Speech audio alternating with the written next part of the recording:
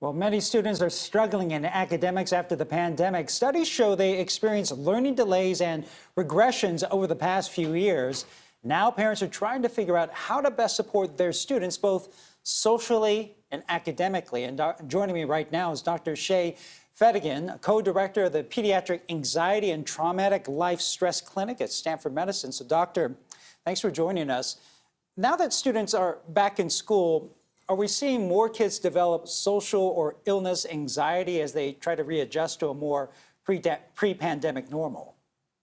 Well, thank you for having me, Ryan. We're all readjusting. So it's expected that, with any adjustment, there's going to be some transitory anxiety. Anxiety in and of itself isn't a concerning emotion. We all have it. It's important. So seeing an increase in some anxiety is what we would expect for kids. It's more the problematic levels of anxiety.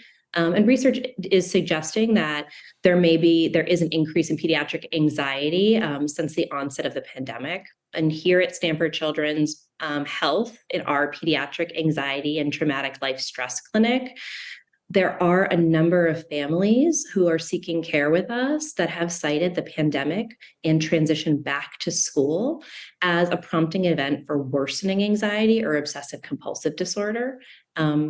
Children are just more vulnerable to problematic levels of anxiety. Those children who are, these major changes have made them a little bit more susceptible to experiencing problematic levels of anxiety. They just didn't have the same opportunities to face their fears, feel that distress and discomfort, and do things anyways in the last several years. And this is a muscle, that bravery muscle, that needs to be moved and developed. And so we are seeing some more increase. And are we talking about younger children or older children? What age group are we looking at? Really across the age ranges. So both school-age children who are transitioning into school, as well as older teens and adolescents and transitional age youth. We're really seeing it across the board. And what are some signs of anxiety or depression that parents can actually look out for? Yeah. So this really can vary depending on age range, but like three major signs we tend to say to monitor are you seeing increased for anxiety? Are you seeing increased avoidance, increased reassurance seeking, and increased physical complaints? With avoidance is a hallmark behavior in response to anxiety, adults and kids alike. So is your child consistently avoiding situations that are in an effort to try to avoid or escape the uncomfortable fear or worry, whether that's thoughts like, I can't do this is too hard, they're going to make fun of me, or whether it's physical feelings? For reassurance seeking, is there a pattern of trying to confirm certainty of either, their performance, the situation, are things okay?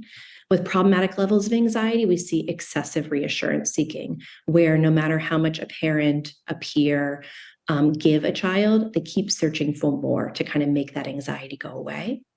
And lastly, regarding those physiological concerns, we do tend to see this even more particularly true for younger children and school-age kids, but they may consistently complain of headaches, stomach aches, nausea, just feeling weird sometimes in their body with no underlying medical cause. So meaning a physician wouldn't say it's due to an illness. But I want to highlight your child's not making this up. The mind and body are connected, and so they really are experiencing these physical symptoms. The underlying reason may just actually be fear and worry.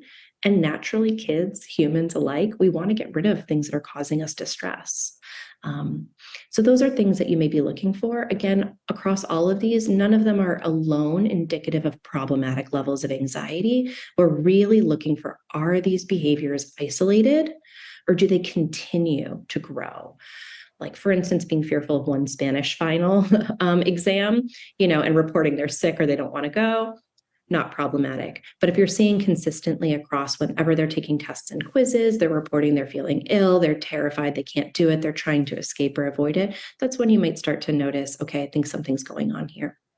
So how can parents help kids get back into extracurricular activities, get involved, and why are those so important for the development? Yeah. So I think one of the main pieces that we want to highlight is doing it gradually. One we don't typically teach a kid to swim by throwing in the deep end. We want to try to have them start in the shallow end, get used to it, build their confidence, get comfortable, and then move their way up. Maybe your kids swam in the deep end. You know, they did tons of extracurriculars before the pandemic, but they've been sidelined for a while. Maybe they're now used to floaties, kind of some of these adjustments. It's going to take them a little bit of time to transition. So kind of knowing doing it in a gradual progression and allowing them time will be really helpful. Yeah, so slow and steady. That's some good advice there. So Dr. Shay Fadigan with Stanford Medicine, thanks for joining us.